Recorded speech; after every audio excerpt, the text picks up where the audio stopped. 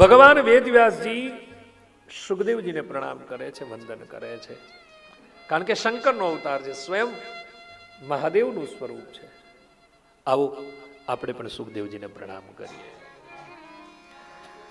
યમ પ્રવ્રજંતમનુપેતમ પેતકૃત્યમ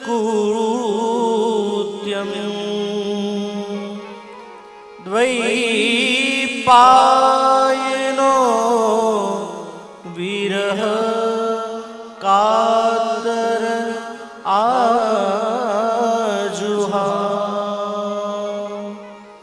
પુત્રેતિ તન્મયતયા તરવો ભિનેદુ સ્તમ સર્વ ભૂત હૃદયં મુનિમાનતો. સુખદેવજીની કથા કઈક અટપટી કથા છે. ભગવાન વેદવ્યાસજીના ત્યાં પુત્ર બનીને જન્મ્યા છે, પરંતુ ભગવાન વેદવ્યાસજીને પ્રણામ કરે છે, પુત્રને પ્રણામ કરે છે, કારણ કે શંકરનો અવતાર છે. 16 વર્ષ સુધી માના ગર્ભમાં રહ્યા છે. આજની બુદ્ધિ, આજનું સાયન્સ એને ન સ્વીકારે. 16 વર્ષ સુધી ભગવાન વેદવ્યાસજીને ત્યાં માના ગર્ભમાં રહ્યા છે, કારણ કે સુખદેવજીને સંસારનો ભય છે, કલિયુગનો ભય છે, અને એટલા માટે સંસારમાં આવવા માટે તૈયાર નથી. 16 વર્ષ પછી ભગવાન વેદવ્યાસજીએ સુખદેવજીને પ્રાર્થના કરી કે હે પુત્ર, આપ હવે બહાર આવો, માં પીડાય છે, આપની જનેતા પીડાય છે, આપ સંસારમાં આવો. અને પછી સુખદેવજી મહારાજનો જન્મ થયો. હવે 16 વર્ષનું બાળક દોડવા જ લાગે ને. હવે આ કથા કહીશ તો બુદ્ધિ નહીં પચાવી શકે, કારણ કે બુદ્ધિ બહારની કથા છે. અમુક કથાઓ છે ને બુદ્ધિ બહારની કથાઓ છે. 16 વર્ષ પછી જન્મ થયો અને દોડવા લાગ્યા એટલે ભગવાન વેદવ્યાસજી સુખદેવજીને કહે કે ઉભો રહો, ઉભા રહો, હે પુત્ર ઉભો રહે, રોકાઈ જા.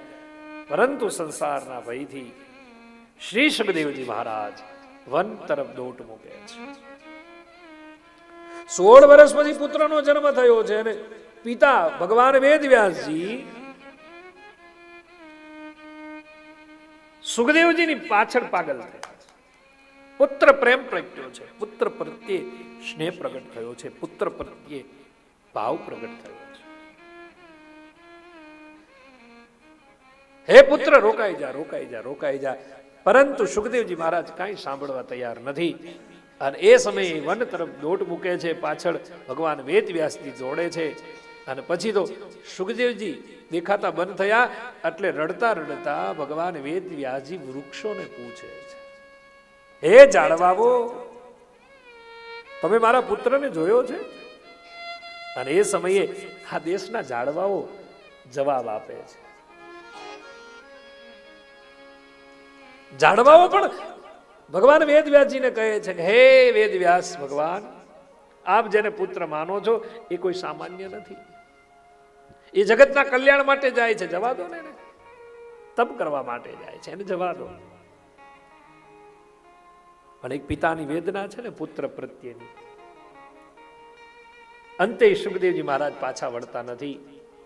અને પછી તો સુખદેવજી વનની અંદર તપ કરવા લાગ્યા છે. એ જ્યારે કથા આવશે ત્યારે કહીશ કે હવે સુખદેવજી મહારાજ તપમાંથી ઘરે પરત ફરે, એ કથા આવશે ત્યારે. પણ અત્યારે સુખદેવજી મહારાજ વનની અંદર તપ કરવા ગયા છે. શ્રીમદ ભાગવતના મહાત્મ્યમાં આપણને સૌને વેદવ્યાસ ભગવાન નેમિષારણ્યમાં લઈ જાય છે. નેમિષારણ્યની અંદર 88,000 ઋષિઓનું સરસ છત્ર ભરાયું છે. અને પછી તો સુદ પુરાણી સિંહાસન ઉપર બેઠા છે, સામે 88,000 ઋષિઓ બેઠા છે, આગળ સૌનક આદિ ઋષિઓ બેઠા છે. એવા સમયે સંવાદ શરૂ થયો છે. ભગવાન વેદવ્યાસજી શ્રીમદ ભાગવતમાં લખે છે, નેમિષ સૂત આસીનમ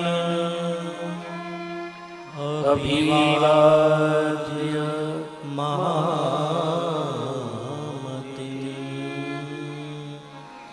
કથામૃત રસાસ્વાદ કુશલ સુશલ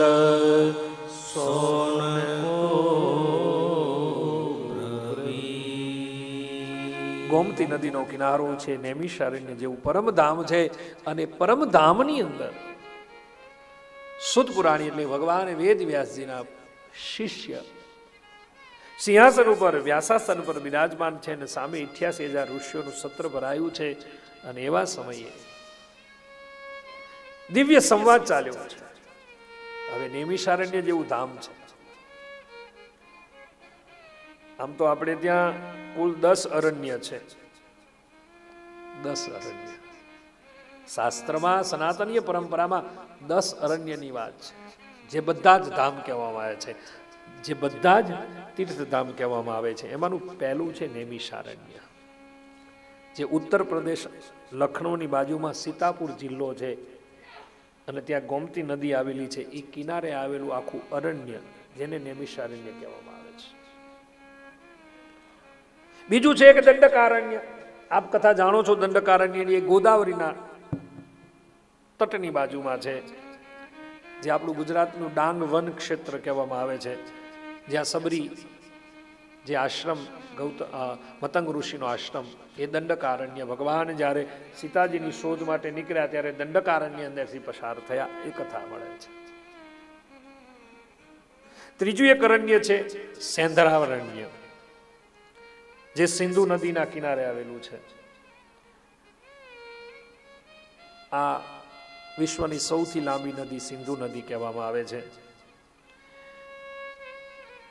અને એ નદી ખરેખર તો આમ જોઉં તો માનસરોવરના લાંગા ક્ષેત્રમાંથી નીકળે છે દિનુભાઈ. તો ત્રીજું અરણ્ય છે સેંધવારણ્ય. ચોથું અરણ્ય છે પુષ્કરારણ્ય, જે રાજસ્થાનમાં આવેલું છે, જ્યાં બ્રહ્માજીનું સ્થાન છે, જેને આપણે આજે પુષ્કર ધામ કહીએ છીએ. એ ચોથું અરણ્ય છે.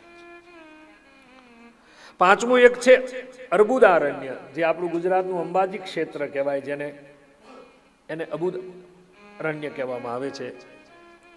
અંબાજીનો આગળનો ભાગ, જે પાલનપુરથી આજુનો ભાગ, એને અબુદારણ્ય કહેવામાં આવે છે. આ નાની નાની વાતો તમારી પાસે થોડુંક, મારી પાસે આની માહિતી છે એટલે મૂકવાનો પ્રયત્ન કરું છું કે તમને ખ્યાલ રહે. ત્યાર પછીનું એક ચંપારણ્ય, આપ બહુ બધા જ જાણો છો, જ્યાં ભગવાન સ્વયં, જેને ભગવાન કહી શકાય એવા મહાપ્રભુજીનું જન્મસ્થાન છત્તીસગઢમાં આવેલું છે, રાયપુર જિલ્લામાં. એ ચંપારણ્ય, એ પણ એક અરણ્ય છે. અને ત્યાર પછીનું એક છે કુરુજાગરણ્ય. જે કુરુજારણ્ય છે એ કુરુક્ષેત્રની હરિયાણામાં એ ભૂમિ ઉપર આવેલું છે. અને છેલ્લે 3 હજુ અરણ્ય બાકી છે. એમાંના 2 અરણ્ય હજુ આપણને એના સ્થાન આજે પ્રાપ્ત નથી થતા, એ લુપ્ત છે. એમાંનું એક છે ઉત્પલાકારણ્ય અને બીજું છે જંબુ માર્ગરણ્ય. એનો બધા તર્ક રહ્યા છે થોડા, કે અહીંયા છે, અહીંયા છે, અહીંયા છે. પણ એક છેલ્લું બતાવ્યું છે ધર્મારણ્ય. એ પણ ગુજરાતમાં આવેલું છે, જે સિદ્ધપુર, મોટેરા, બહુચરાજી જે વિસ્તાર છે એને ધર્મારણ્ય કહેવામાં આવે છે. આવા અરણ્યો આપણે ત્યાં આવેલા છે. એમાંનું એક નૈમિષારણ્ય છે. એ નૈમિષારણ્યના ગોમતી નદીના કિનારે 88,000 ઋષિઓનું સત્ર ભરાયું છે. અને એવા સમયે સોનક આદિએ અમુક પ્રશ્ન કર્યા છે, અને એમાં 4 પ્રશ્ન કર્યા, અને 4 પ્રશ્નમાંથી પછી શ્રીમદ ભાગવતનો પ્રારંભ થાય છે. 4 પ્રશ્નમાં પહેલો પ્રશ્ન એવો પૂછ્યો છે કે ભક્તિ, જ્ઞાન અને વૈરાગ્યથી પ્રાપ્ત થતો વિવેક કેવી રીતે જીવનમાં વધે, એ પહેલો પ્રશ્ન પૂછ્યો. અને બીજો પ્રશ્ન પૂછ્યો, વ્યક્તિ પરિવારમાં રહીને, માણસ પરિવારમાં રહી શકે અને રહીને માયા અને મોહનો કેવી રીતે ત્યાગ કરી શકે, એ બીજો પ્રશ્ન પૂછ્યો છે. ત્રીજો પ્રશ્ન પૂછ્યો છે કે કલિયુગમાં મનુષ્યની વૃત્તિ આસુરી વૃત્તિ છે, એને શુદ્ધ કેવી રીતે કરી શકાય, ત્રીજો પ્રશ્ન પૂછ્યો છે. ચોથો પ્રશ્ન પૂછ્યો છે, જે અત્યંત પવિત્ર હોય એવું કયું સાધન છે કે જેનું નામ લેવાથી માણસની સદગતિ થાય? આવા 4 પ્રશ્ન પૂછ્યા અને પછી સુત પુરાણીએ કહ્યું સાવધાન થઈને સુણું અને કીધું કે હવે તમે સાવધાન થઈને સાંભળજો. અને એ સમયે કથાનો પ્રારંભ થાય છે. નૈમિષારણ્યની અંદર ભગવાન વેદ વ્યાસજીને યાદ કરી સુત પુરાણી કહે છે કે મારા ગુરુજીએ અમુક શ્લોકો મને શીખવાડ્યા છે જેનું નામ છે શ્રીમદ ભાગવત. તમે જે 4 પ્રશ્ન પૂછ્યા છે એનો જવાબ શ્રીમદ ભાગવતમાં છે, માટે હું તમને શ્રીમદ ભાગવતની કથા સંભળાવું. એટલે નૈમિષારણ્યની અંદર સૂત પુરાણીના વ્યાસાસને 88,000 ઋષિઓની સમક્ષ એક કથા શરૂ થાય છે. જ્યાં કથાનો પ્રારંભ થયો ત્યાં તો સ્વર્ગમાંથી દેવતાઓ અમૃત કુંભ લઈને આવ્યા છે, અમૃતનો ઘડો લઈને આવ્યા. એ કથા છે. કહ્યું કે અમને કથા આપો, અમે તમને અમૃત આપીએ. અને એ સમયે કથાવાચક ના પાડે છે કે નહીં, કથા એ તો અમૃતથી પણ અધિક છે. એ કથા રહીને પછી સુત પુરાણી કથાનો પ્રારંભ કર્યો. અને જ્યાં કથાનો પ્રારંભ કર્યો છે કહેવા લાગ્યા છે કે હવે હું તમને મહાત્મ્યની કથા સંભળાવીશ. અને પછી મહાત્મ્યની કથા સંભળાવવાનો પ્રારંભ થયો. કહે છે કે હે ઋષિ મુનિઓ, અગાઉ આ કથા સુખદેવજી મહારાજે ગાઈ હતી અને એ સુખદેવજી મહારાજે પરીક્ષિતને ગંગા કિનારે કથા સંભળાવી હતી. એની આ વાત છે. હું મારા ગુરુ વેદ વ્યાસજી પાસે ઘણું ઘણું શીખ્યો છું, પણ આ કથા અગાઉ ગંગા કિનારે સુખદેવજી પરીક્ષિતની સમક્ષ ગાઈ. અને જ્યારે સુખદેવજીએ કથા ગાન શરૂ કર્યું ત્યાં તો દેવતાઓ અમૃત કુંભ લઈને આવ્યા અને સુખદેવજીને કીધું કે આ અમૃત તમે રાખો, આ પરીક્ષિતને પાન કરાવો. તો પરીક્ષિતને ભલે શ્રાપ લાગ્યો પણ પરીક્ષિત અમર બની જાય. અને એ સમયે સુખદેવજીએ ના પાડી હતી, કારણ કે અમૃત કાચ છે અને શ્રીમદ ભાગવતની કથા એ પારસમણી છે. અમૃત પીવાથી માણસ અમર બની શકે, અભય ન બની શકે, જ્યારે કથા માણસને અભય બનાવી દે છે. કલિયુગમાં જેને બહુ ડર લાગતો હોય, મૃત્યુનો ભય લાગતો હોય, એને કથા સાંભળવી. કથા મને તમને અભય બનાવે. ઘણા લોકો એમ કે કથા કરવાથી પિતૃનું મોક્ષ થઈ જાય. આવું દિનુભાઈ પ્રશ્ન લઈને આવે મારી પાસે કે આ પિતૃની પાછળ કથા કરીએ તો પિતૃનો મોક્ષ મળી જાય. હું ઘણી વાર કયા કરું કે જે દિવસે વિચાર આવે ને કે મારે યજમાન બનવું છે, તેથી પિતૃ પરમપદને પામી ગયા હોય એ જ મોક્ષ છે. અને પિતૃ પરમપદને પામી ગયા હોય ને તો જ આ વિચારો આવે, બાકી આવા વિચારો ના આવે. 7 દિવસ કથા સાંભળીએ અને 7 દિવસ પછી આપણા પિતૃ પરમપદને પામે એ બરાબર છે. એને નમન કરીએ, કથાને નમન કરીએ, વાતને નમન કરીએ, એ બરાબર છે, શાસ્ત્રોક્ત વાત છે. પણ ઋષિ મુનિઓ તો એમ કે જે દિવસે તમારા મનમાં વિચાર આવે કે મારે આની પાછળ કથા કરવી છે, ત્યારે સમજવાનું કે આપણો વિચાર નથી, આપણા પિતૃઓ ભગવાનના ચરણમાં બેઠા હોય ને એને આપણને આ વિચાર આવ્યો હોય કે તું આ કર.